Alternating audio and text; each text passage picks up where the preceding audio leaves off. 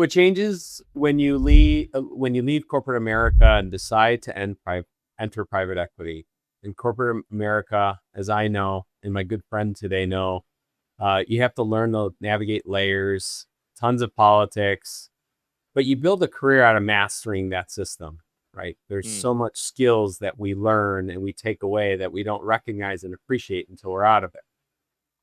But when you trade all of that for private equity, the layers are mostly gone. Most of the operators that listen to this show, but in general, will only see one or two of those worlds. Today, I'm with Justin Verke, a friend of mine who has spent over 15 years in corporate America and the last, now actually almost 9 years in private equity. Now running as chief operating officer his second private equity platform. He's kind of lived the life of the corporate executive and lived the life of the private equity executive. So today we're going to talk that arc with Justin. So Justin, thanks for joining us today. My pleasure. Thanks for having me. We're giving you the title, the Chief Change Architect, because of all the changes you've been through. So welcome aboard, Justin. I'm excited to have you on the podcast. Great to be here. Thanks again. Yeah. So like to the audience, quick side story. Justin and I have known each other now for over 20 years. I would say we were kind of friendly competitors when we first met each other, even though it wasn't explicit.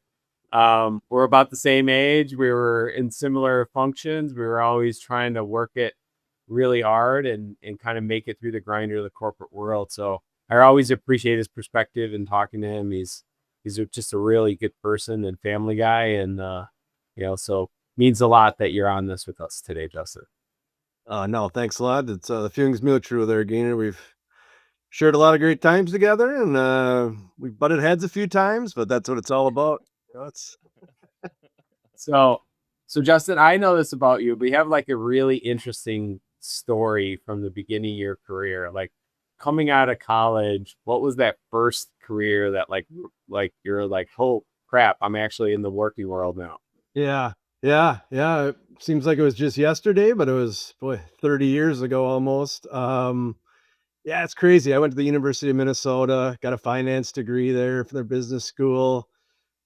Came out, they did all the college recruiting and a bunch of different companies come, and I chose a large paper company that gave me the opportunity to move to either Maine or Alabama. Being a kid who grew up in Minnesota, I thought, hey, I'm going south. It's warmer. So there I went, moved to Alabama. I was a financial analyst for the largest paper machine in the world, based out of Selma, Alabama. It was like an extension of college. Bunch of college graduates went there from all over the country, and felt like I was living in a frat house. We all lived in the same apartment. That part was pretty cool, but the job itself was actually extremely boring.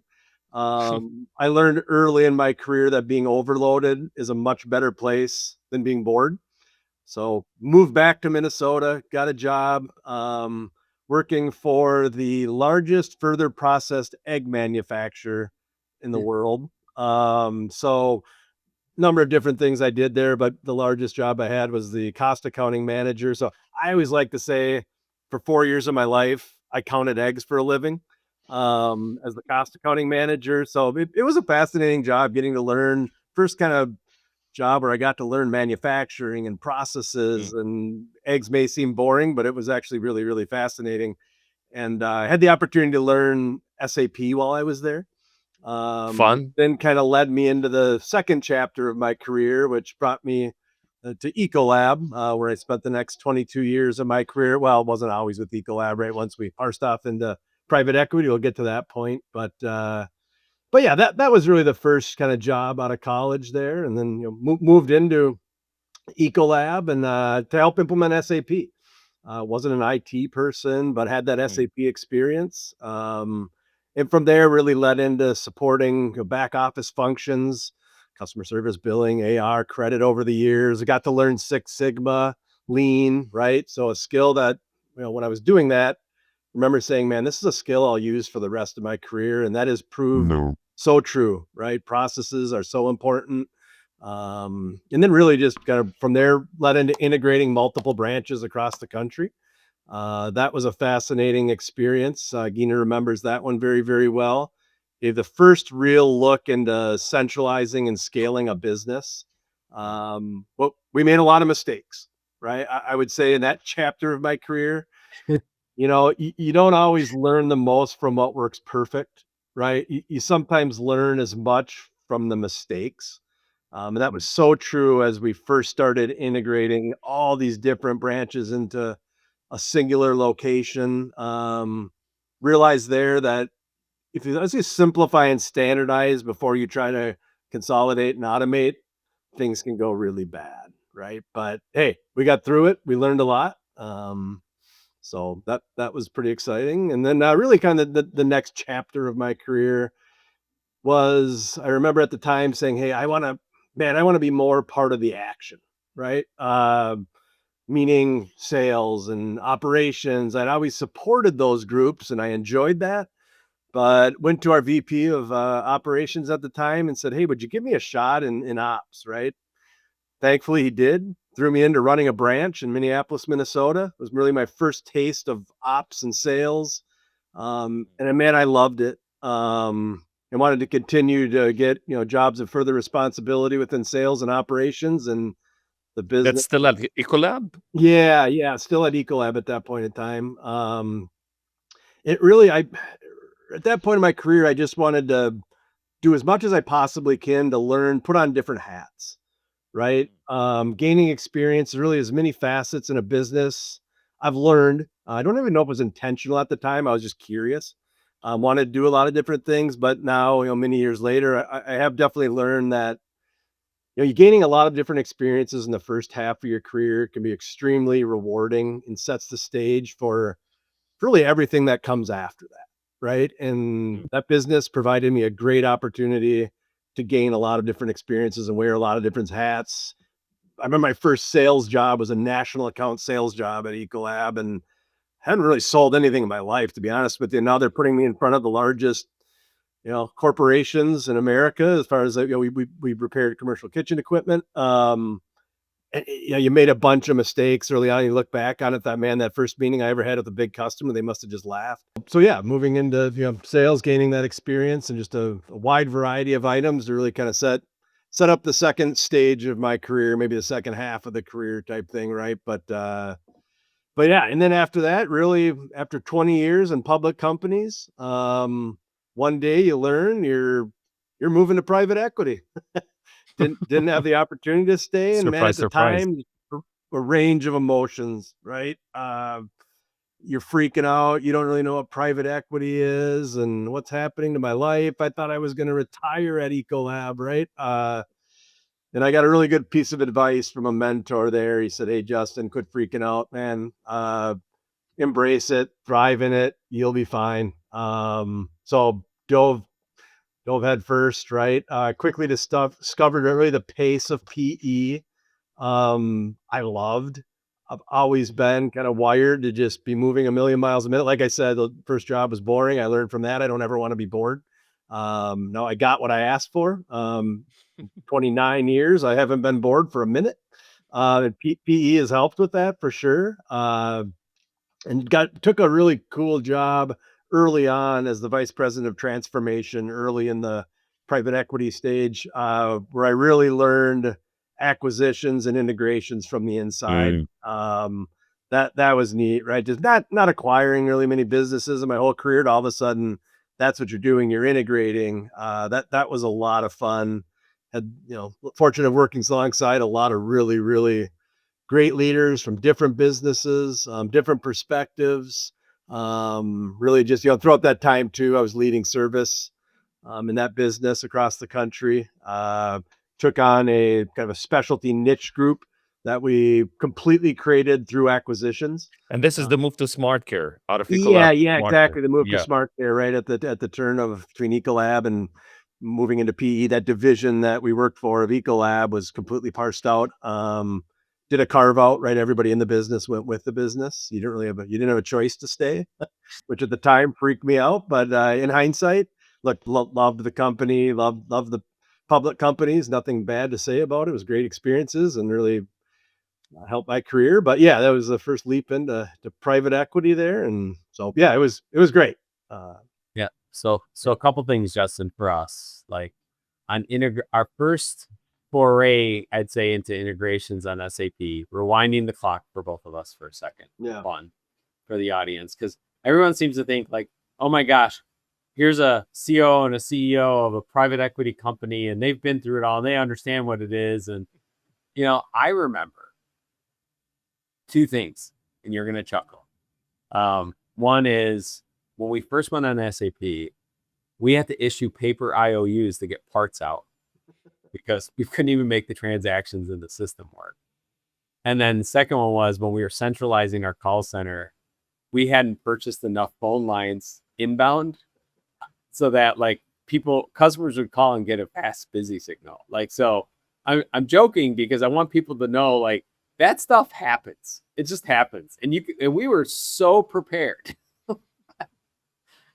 So any reaction, just having a little fun with you. Oh, yeah, the reactions are, yeah, it seems like yesterday, but it was such a bizarre experience, right? I remember you mentioned the phone lines. I also remember all these separate branches around the country are operating, and we decided one day to centralize this, right? We prepare for it. We go hire people in Indianapolis, and we go live, and some of these people just didn't have the background, the skill sets to do what we needed, answering phones. I remember, right, some of the customer calling, and the person who answered it could hardly figure out how to use her mouse, right? It was just weird. We're not prepared for it. It was literally, I remember looking over my shoulder towards the end of the first day, and there's literally a grown man crying in the corner. I mean, just bawling. It was that difficult, right? It's so Wow. fresh. Every time we do an integration or acquire a company, I think of that and just think the emotions people are going through. Make sure when you're doing an integration, you are really, really prepared. You're ready. But yeah, I remember it well, Gyner. Yeah. Wow. So go ahead. Yes. You said something to centralize. So the question is to centralize or not to centralize. What was that decision-making process? To centralize your call center, you said? Yeah, right. A lot of our back office functions. Look, there were branches all around the country. So the decision to centralize, right? And I think now it's so much different than it was. That was early 2000s, right? Then you brought people into one location, right? Now we've got the luxury and ability. Centralizing doesn't always necessarily mean you have to bring it into one location, right? There could be a lot of benefits to that, but with dispersed workforces, technology we have today, it's easier, right? You can leverage smart people all around the country oftentimes to do it versus having to bring everything in. The centralization oftentimes makes sense, right? If you get 20 different branches doing it 20 different ways, turning it into something efficient, consistent, scalable, right? There's often a need for that. So, I mean, that's really what went into the decision. It was right decision. Maybe just the execution wasn't as great as it could have possibly been. Yeah. Let me ask you, Justin. So career, paper analyst, egg farmer, all the way to COO, right? If you were to summarize for the audience two or three things to say, hey, here are things that I found were the most critical to be successful, what would those be just for you? I would say one, wearing a lot of different hats, right? Being able to understand what it takes to get a bill out the door, what it takes to get a customer to buy from you, right? What it takes to get the product out the door, what it takes Right. to, in a service business, especially, you know, the technicians or the salespeople that are out there, right? They're the ones delivering the product for you. How do you resonate with those people? Have spent some time in their roles, right? Have done it to understand what it really takes. And it really just be like, I haven't been involved in, have never had a job in HR or marketing. So, right. You don't necessarily have to do everything, but you have to understand it, be able to speak the speak. And I think people will follow your direction more, right? They'll walk alongside you. That would probably be my number one piece of advice is just early in your career, learn a lot of different stuff. Sometimes one track. Some people will stay in one track their whole career. That's fine, right? For me, that wasn't a fit. I wanted to wear a lot. I always had the aspiration early in my career. I said I want to be a general manager, whatever that meant. I didn't even know what it meant, but I want to gain a lot of experiences to be able to lead a business.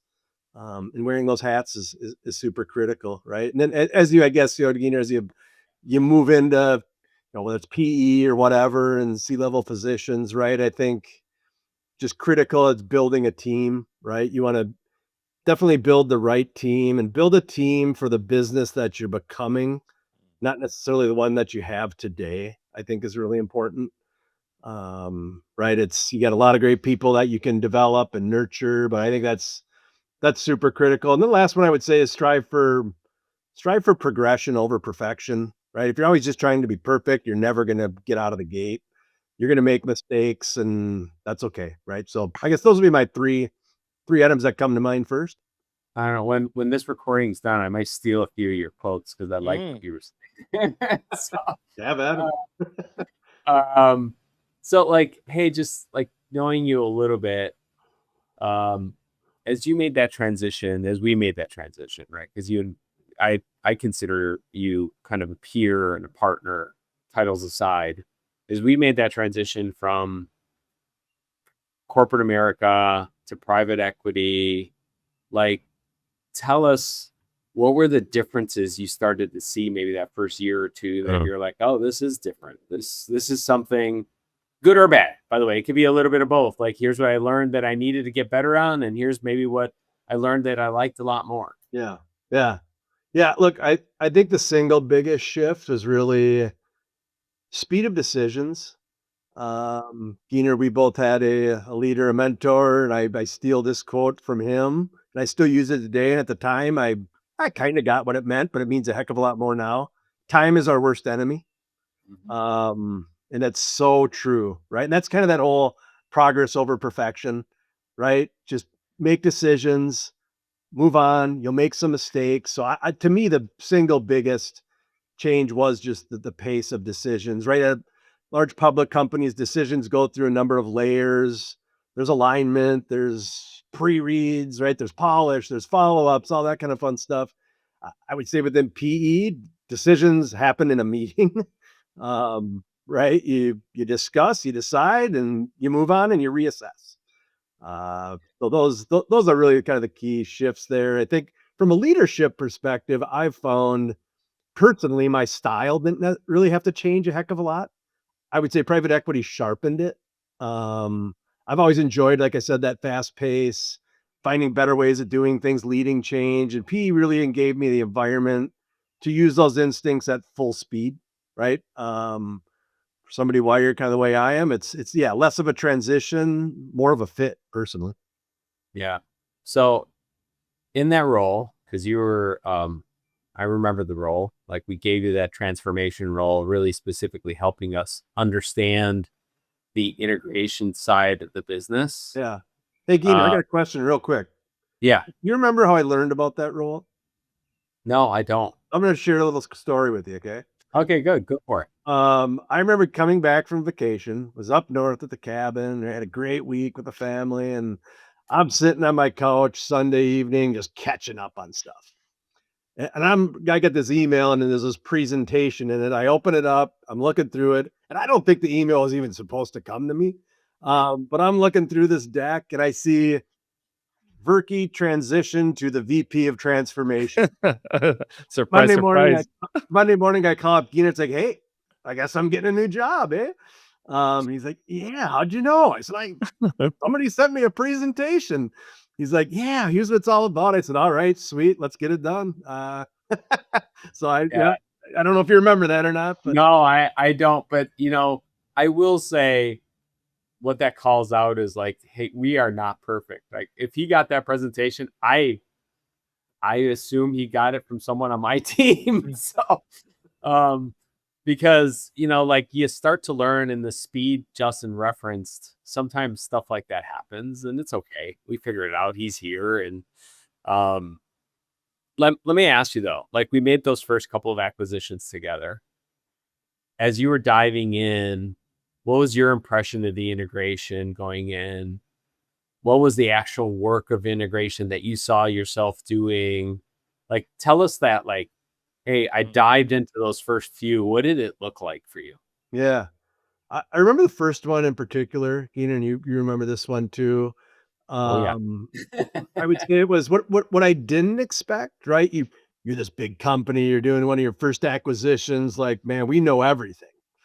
This company we're acquiring, right? They're gonna, yeah. What I didn't expect is that the mothership isn't always perfect. I think it was a good lesson early in acquisitions and integrations that acquired companies, you acquire them usually because they're doing well, right? There's a secret sauce there, and it's important to remember that the mothership isn't always perfect. Now, look, there's obviously ways of doing things. There's integration, there's consistency, but how a company operates, how they treat customers, how they make decisions is really, really important. And understanding that every company you acquire has that secret sauce, right? Find it, protect it, leverage it. Don't just absorb it and lose it. So yeah, that's something that always sticks with me in that kind of that first acquisition that carries through in the many acquisitions since that time, right? Yeah. Um, What was like the work you had to do? Like, you got this integration job for me on a Sunday morning. What was like the first, what did you find like was the actual work as you dove in? You're like, oh, sorry, I almost said something I shouldn't have, but Hey, I got to go do this now. Like, what was those first few tasks for you? creating a playbook. Not, honestly, I remember this was pre-AI days, but you still could. The internet was still there. You research like, what do I do? And the first thing I found was you got to have a really good playbook, right? So, still remember going in and kind of creating one from scratch, asking, "Hey, do we have one from other businesses that are part of the PE?" So, I think creating a really robust playbook was critical. And as time moves on, right, the first one, hey, we missed a few things. You tweak it, and it's ever evolving. I don't know if a playbook is ever completely set in stone and done for good. It's always evolving. And then from there, really deciding what is it we want to harmonize immediately, eventually, and what do we just leave alone, right? Or critical decision points there. You don't want to, you do it too fast, you destroy what you just paid for. If you do it too slow, you're really never getting the synergies that you built into the deal. It's really the art of sequencing, I think, is super critical with integrations, and that took time to learn. Right? You wish when I first got that job, that Monday morning when I stepped into that role, I wish I would have known all that then. But it takes time. You learn it, like you said, Gyner. Yeah. You're never perfect from the start there, but yeah, that's I So, think some of the key lessons learned. so Justin, what are the things that you want to harmonize on day one and integrate as you acquire businesses? And what do you want to leave alone typically? I I think it totally depends on the business, right? Some have a need more on the accounting side of things, right? They're weak in accounting. Others, they don't have a really robust billing process. They're 60 days behind in creating an invoice. And look, ultimately, you want to have a playbook of having consistent processes throughout your organization, right? Leave the secret sauces in place, um, but it yeah, really depends on the business in terms of the pace at which you don't that what you do it. You don't always start with this and end with that. You might have a design created, but it can vary by acquisition, I would say. Yeah. So, Justin, Smart Care, we both had our runs there. Love the business. Always will love the business and the people there. Um, so you move from commercial kitchen equipment to multi-unit residential flooring solutions. Yeah. Um, like, what did you learn getting into the flooring business? What was your experience approaching it, growing the business? Like, what were those differences? You're like, what was your aha moments as you settled in to say, okay, I have a thought on this business and how, I can make an impact. Yeah. Yeah. It was a little frightening at first. You come from a business that I had been part of for 22 years, right? Like, you knew that business. You were always learning, but for the most part, you knew it. You knew the history. You knew when somebody called you with a question, you usually knew the answer, right? Now you're going into a completely different business. It's flooring, right? We repaired commercial kitchen equipment. Now I'm in the flooring business. It it was interesting. It was really interesting. What I learned there though is businesses can be very, very similar, whether you're fixing kitchen equipment or installing flooring in the multifamily space, which is what we do at Rasa Floors. You have people and you have processes, right? You have customers, you have vendors, and things can be very, very similar. The biggest for me was 95% of what I did, call it 22 years in the commercial kitchen equipment repair business, there's a ton of similarities in flooring. And if I moved into other businesses, you guys have been part of them. I'm sure you feel the same. You're leading people, right? And like I said, there's processes. And I think some of the blocking and tackling items, like how are we measuring the business and how are we measuring performance? Having the right KPIs in place. For me, finance degree, it's always going to be with me. I enjoy numbers. I love having a dashboard, right? A million different sayings. You can't drive the bus without the dashboard, right? You got to know how fast you're going, what's working in the engine and what's not. The aha for me is just how similar businesses can be, and having the right playbook in place, the right KPIs, the right people is so critical. Yeah. So tell us a little bit about, I should have mentioned, Justin is the COO at Rasa Floors. Just tell us about Rasa, like for the audience, a little bit about what they do, where they're at. It'd be interesting for the people just to know, right?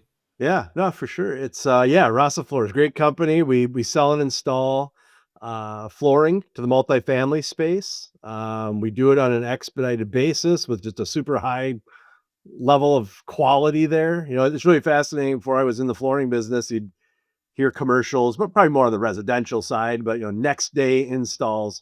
And coming from the commercial kitchen equipment repair business, like I'm always wondering how the heck do they do that? It'd be tough to promise every customer you can be there tomorrow and get it done, especially flooring. Like you got to get the material, you got to get the people out there, you got to rip out the old floors, put in the new. It never made sense to me. And I got obviously a close look into how it happens today. And it isn't easy. But we make it happen. Our customers love it. Our customers are property managers, owner operators of multifamily apartments, right? It's a fascinating business and it's a fascinating story at Rasa. The business was founded by our founder at Rasa Floors, obviously, recognized the need that property managers, owners and operators, they don't have time to chase flooring around. Flooring is one of the largest spends in property management in apartments, but they don't have the time. There's a lot that goes into replacing a floor. And property managers just didn't have the time. They didn't want to have to deal with it. So our founder recognized that, created a great business around making life easier for property managers. Like we'll handle it. Don't worry about it. Give us a call. We'll get out there in a quick manner and we'll get it fixed. So that's what the business is built around.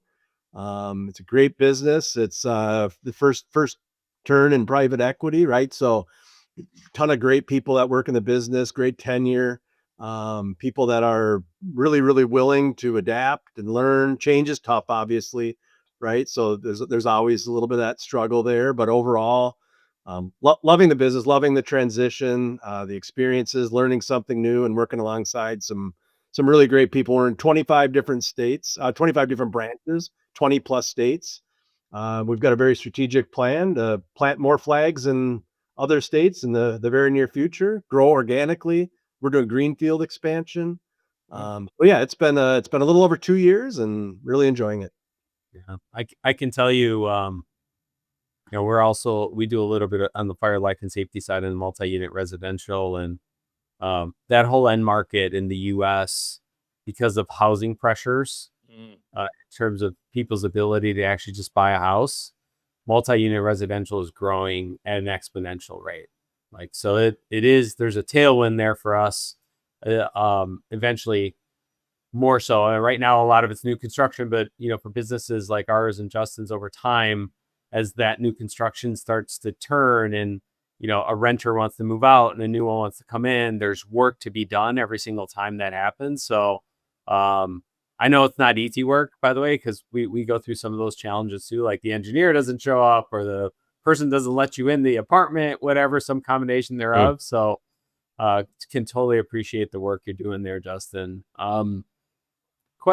Maybe a question for you, like, you've worked in integration, you're at Rasa now, you were at Smart Care, you also worked a lot in shared services, and I'll have a different question for you later about, I'm going to poke at your grit a little bit, because I think you're undervaluing the fact that you've worked in all these different roles in different organizations. I think your experience has led a lot to your success and your willingness to take those risks, but we'll set that aside for the end. For some advice for people coming in. But in shared services specifically, you've built out shared service centers. I know, because I saw you do it successfully with me as a team member. In outsourcing, like, how does outsourcing help scale a platform? So you're scaling a business now, yet you have to build shared services as a part of what we do. You've successfully outsourced, because I've seen you do it. Like, how does it play into that, like your playbook on shared services? Yeah, look, I think you're tapping into a large resource pool there that's needed, right? I think that's kind of number one. Is it's tough to find the right people for the right job sometimes, and that outsourcing is a great supplement for that, right? We don't, right? We've got a lot of great people internally, and then having a supplement there with outsourcing has proved to be very, very valuable. Great partner, right? Finding a great partner in outsourcing is critical. Somebody that's part of your business, treats it like your business. From a leadership perspective, making sure that outsourcing partner truly feels like they are part of your business, right? I think one of the challenges sometimes is getting leaders to understand that, hey, you're outsourcing, but treat them like they're your own, right? Don't treat them as like, hey, there's somebody else. I think that to me has been one of the biggest challenges with it. And also, once you can master it, it can be super successful. What lessons did you learn maybe at Smart Care in the outsourcing? Because you were, like, I would say I met the Origo team as an example, but you really ran with it. So, like, not taking any credit away, you did it, because I remember that. Like, it was one of those where I said it to you, and you're, at first, it was like, holy crap, that's a lot of work, but you ended up doing it very successfully. So what did you learn there, and how did you apply it, where you're at today? I think it's really the most important part about it's getting your team to truly understand it, right? Let's face it, people freak out. We're all losing our jobs, right? I can't really think of many situations where somebody lost their job because of it. Oftentimes it's through attrition or whatever it is, or you're starting up something new and having trouble finding the right resources for it. So you're leveraging that, but it's a matter of getting your leadership team to understand that and to embrace it is what I've found the biggest challenge there. But once you see people really truly, there's a certain point in time when they understand it, and that's when it really starts to work. So it starts from leadership. You're right. You're kind of first level leaders that are leading. Oftentimes, the outsourced folks, they're critical. You got to gain they're going to resist it usually to start with. It's natural. Look, I think I probably did at the start too, right? Yeah. I'm sure I did. I don't remember Me doing too. it. Yeah, we all do. It's natural, but once it's like anything. It's finding a partner in any part of your business, right? You can't do it all on your own. You've got to find good partnerships, and that's what it all is. So my advice I would give people is for your frontline leaders, help them understand it, sit beside them, share what's working with them and what's not, and be very, very honest with your outsourcing partner as well, and what they're not doing well and what they're doing well, right? That feedback is so critical, and ask them for feedback. Like, hey, we're trying to do this for you guys, but we're getting a lot of resistance. it's got to be a very, very open communication. Communication is critical in all of this. Setting up, regular meetings with them, what's working, what's not, doing little executive business reviews. That to me is the most important part. It's definitely, I'm grateful for our partnership. Justin started with SmartCare, now at Rasa. You've been a great partner, you, Dan, Lance, and the whole team. What areas have you found shared services outsourcing really like kind of, it's a repeatable playbook. It translated really well. And maybe what areas it didn't work as you were expecting or hoping it would? Look, I think it's been really successful, but early on, there's bumps. Right? You're trying to understand your outsourcing partner. They're trying to understand your business. I guess I've been pretty fortunate. I don't have a lot of great examples of where it didn't work.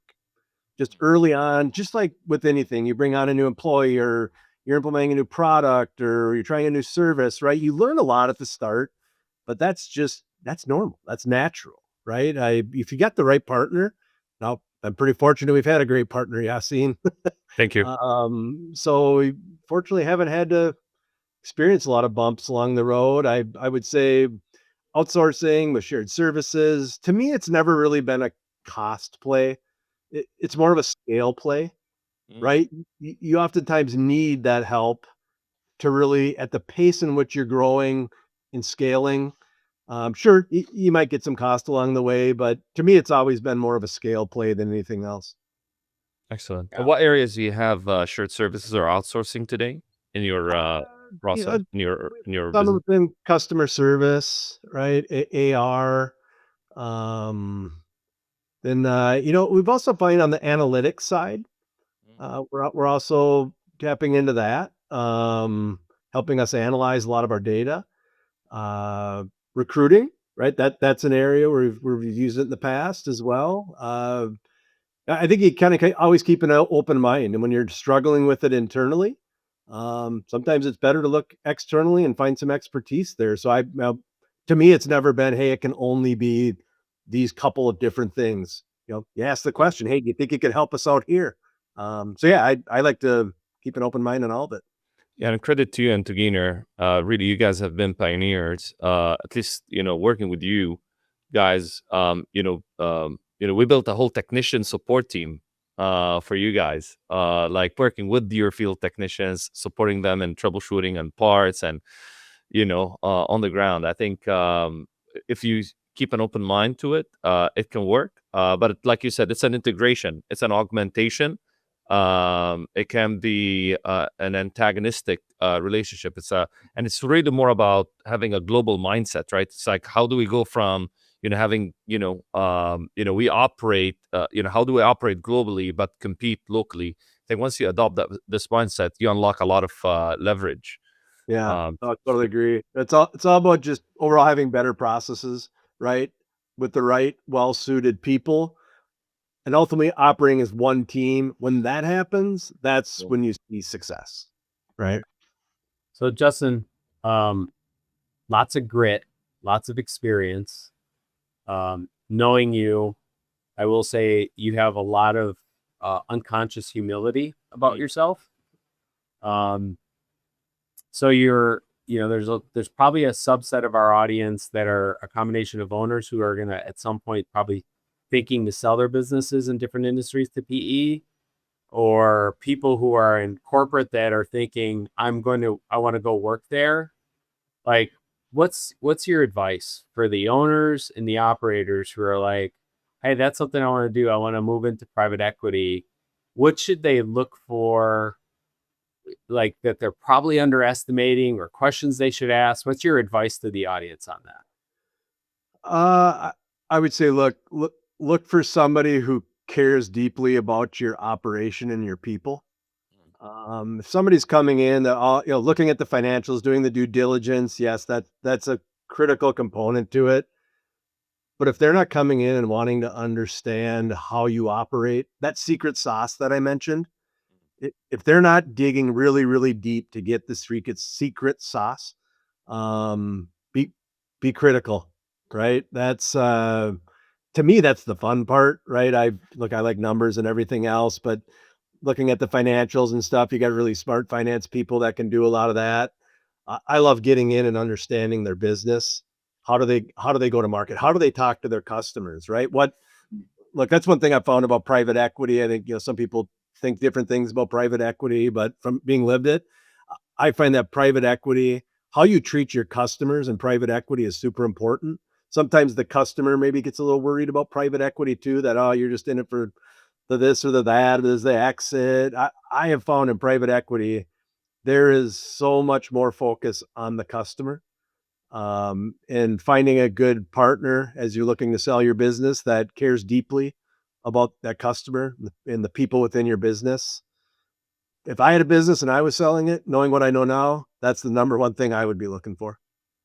Yeah. It's awesome. Thanks, Justin. Yeah. So I guess you've seen your thoughts, Yeah. closing thoughts for you. Yeah. My biggest takeaways, again, I'm stealing some of Justin's philosophy here, progress over perfection. I think that definitely stood out, whether your approach of how you integrate, how you adopt, global models, speed of decision, right? That's key right there.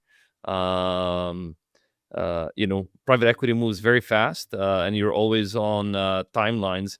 I wish we dug deeper into it, but I got a little bit of sense of it. Simplify and standardize before you automate. Maybe we go a little bit deeper into that, especially being a Lean Six Sigma practitioner. Justin, I know you're a big advocate of simplification and removing waste.